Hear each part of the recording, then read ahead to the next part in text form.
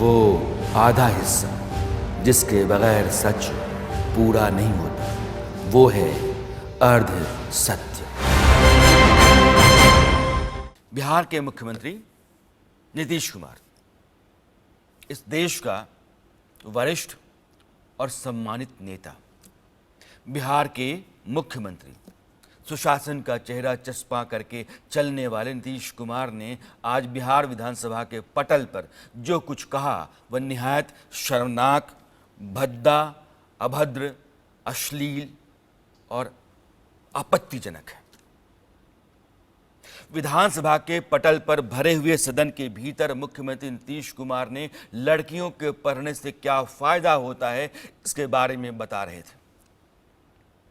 उन्होंने कहा कि शादी होती है, उसके बाद वे आगे बढ़ गए, फिर पढ़ाई को जोड़ा कि लड़की पढ़ जाती है तो शादी हो जाती है, लड़की पढ़ जाती है तो पढ़ी लिखी लड़की से क्या फायदा होता है, वो सुना रहे थे और हंस रहे थे। उनके जो विधायक थे सदन के भीतर वो ठहाके लगा रहे थे। अगर सार्वजनिक तौर पर किसी राज्य का मुख्यमंत्री ऐसी बातें कहता है और खास करके विधानसभा में, तो वह कहीं ज्यादा तकलीफदेह और आपत्तिजनक है। क्या बच्चियों को बस इतने भर के लिए पढ़ाया जाता है जितना भर नीतीश कुमार समझ रहे हैं? क्या यह पूरी बेटियों का अपमान नहीं है? क्या एक मुख्यमंत्री की समझ पर पर्दा नहीं पड़ गया है? घर परिवार में भी इसको सुना जा सके, इसके लिए हमने मुख्यमंत्री जी के कुछ शब्दों को बीप कर दिया है, मगर सुनना जरूरी है। 13 करोड़ के राज्य का मुख्यमंत्री विधानसभा में पटल पर क्या कहता है, सुनिए आप। जो पुरुष है वो तो रोज रात में जो सदिया होता है उसके साथ करता है ना, तो उसी में और पैदा हो जाता है। और लड़की पढ़ लेती है तो हमको मालूम था कि वो करेगा, ठीक है,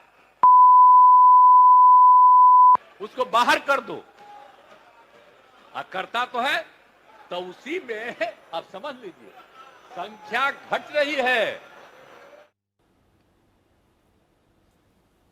नीतीश कुमार किसी सड़क, गली, छाप या जाहिल अपढ़ नहीं है।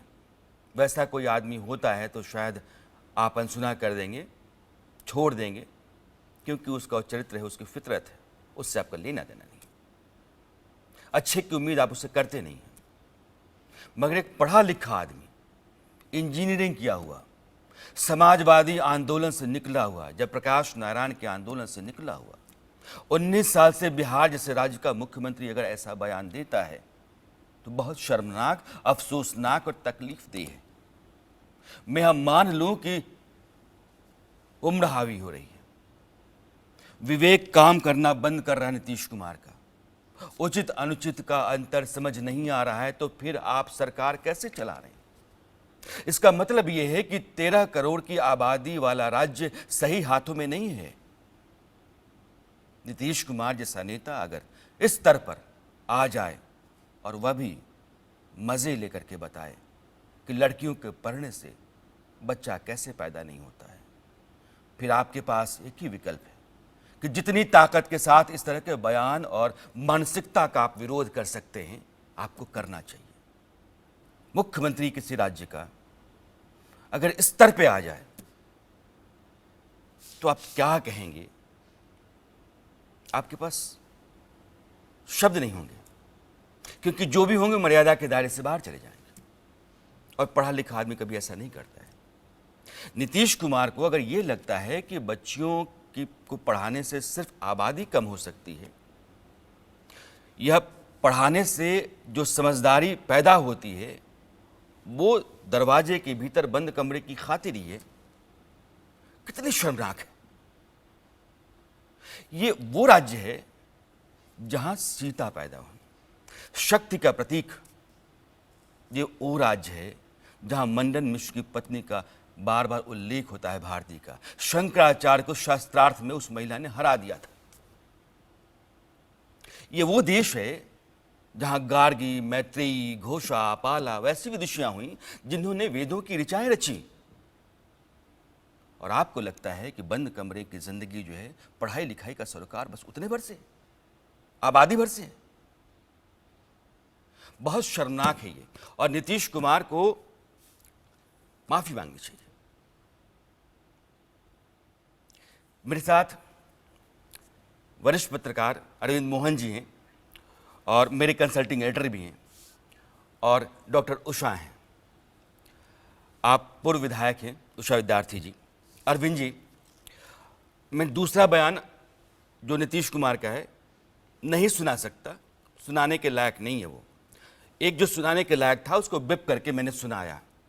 इस बयान को, चूंकि आप भी तो समाजवादी आंदोलन से निकले हुए हैं, आप नीतीश कुमार के मित्र हैं, नीतीश कुमार को बहुत नज़दीक से जानते हैं, उनकी पूरी राजनीति जानते हैं, उनकी नीति रीति जानते हैं, ये क्या है?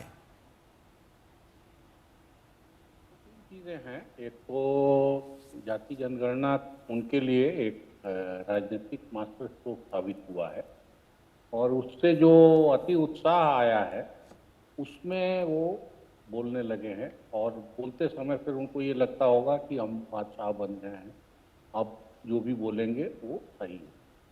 मंशा क्या है, और लड़कियों की पढ़ाई और लड़कियों की पढ़ाई से समाज और परिवार में बदलाव, इस बात को इतनी छोटी जगह और इतने छोटे मसले पर सिमटा देना भी एक नज़रिए का काम होता है। लेकिन बातें असल में इससे ज़्यादा गहरी हैं। अभी जातिगत जनगणना का मसला था, और जातिगत जनगणना का मसला है भी, अभी खत्म नहीं हुआ है। आरक्षण उसका एक उपाय माना जाता है कि जातिगत भेदभाव खत्म करने के लिए आरक्षण एक उपाय, और जातिगत भेदभाव इसलिए है कि वो जन्म से आ रहा है, इसलिए उसको आरक्षण से खत्म किया जा सकता है। एक उसका इलाज है हल्का, जाति खत्म करने का नहीं, इस भेदभाव को थोड़ा हल्का करना। लेकिन ये नीतीश कुमार का बयान बताता है कि हमारे समाज में डिप्राइवेशन के बहुत ही किस्म हैं और बहुत ही लेयर है, और वो हर किसी के दिमाग में अलग अलग किस्म से चलता है। कोई अगड़ा नेता या अगड़ा जमींदार किसी अपने दलित हलवाहे के लिए या कमजोर आदमी के लिए जिस किस्म की बातें करता था, पुरुष भी अक्सर औरतों के बारे में इस किस्म की बातें करते हैं। और आज जो नीतीश कुमार बोल रहे हैं उसमें उनका पुरुषवादी स्वर प्रमुख है, और जो लोग टिकी करके हंस रहे थे उनमें भी ये भाव अपनी जगह मौजूद है कि पुरुष सत्ता क्या होती है, और पुरुष सत्ता संभोग से लेके जीवन के हर अंग में प्रभावी है, हावी है, प्रभावी नहीं हावी है। तो डिप्राइवेशन आप एक किस्म का दिखा रहे हैं और एक किस्म का बताने के लिए आंकड़े लेके आए हैं, बड़ी अच्छी बात है, और आपने आंकड़ों से आज दिखाया, और उसमें कुछ और नई चीज़ें भी दिखाई दे रही कि उनकी जाति के लोगों में गरीबी का लेवल क्या है, दलितों में क्या है, आदिवासियों में क्या है। लेकिन जरूरत इस किस्म के आरक्षण की या विशेष अवसर की कितने मोर्चों पे है, ये भी यहाँ दिखाई दे रहा है। लड़कियों के लिए डिप्राइवेशन, औरतों के लिए डिप्राइवेशन सबसे ऊपर। अरविंद जी ने एक बहुत अच्छी बात कही है कि नीतीश कुमार ने जो बयान दिया है वो जो मर्द मानसिकता है, वर्चस्ववादी मानसिकता है, एक मनुवादी सामंती मानसिकता है कि महिला जो है वो सिर्फ आपके लिए इस्तेमाल का सामान है, और आप पढ़ा लिखा सिर्फ इसलिए रहें क्योंकि वो आपके साथ जब भी हो तो वो अपना घर परिवार संभालने की शऊर रख पाए, बस इतने भर का है। तो यह जो वर्चस्ववादी मानसिकता है या सामंती मानसिकता है, मैं कहूँगा आदिम मानसिकता है, मध्यकालीन मानसिकता है। पढ़ा लिखा आदमी भी उससे बाहर नहीं आता है। नीतीश कुमार भी उसी की एक बड़ी मिसाल हैं, लेकिन बहुत अपमानजनक, अभद्र है ये। उषा विद्यार्थी जी, आपने बयान सुना होगा, इस बयान को और आपकी पार्टी कैसे ले रही है? देखिए, ये माननीय मुख्यमंत्री जी का बयान बहुत ही शर्मनाक और आश्चर्यजनक है।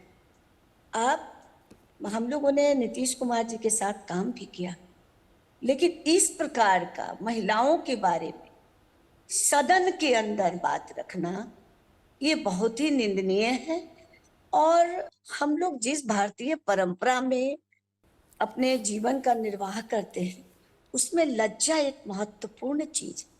हम सब चीज जानते हैं और समझते भी हैं, हमें कौन सी बातें कहाँ रखनी है, किस बातों को किस मंच से बातें करनी है।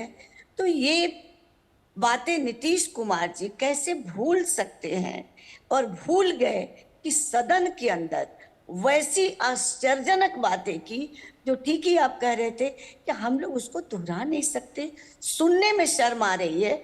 पता नहीं सदन के अंदर में जो मेरी बहनें होंगी वो कितनी लज्जित हुई होंगी कि मेरे मुख्यमंत्री हम लोगों के विषय में, समाज के विषय में कैसी बातें कर रहे हैं।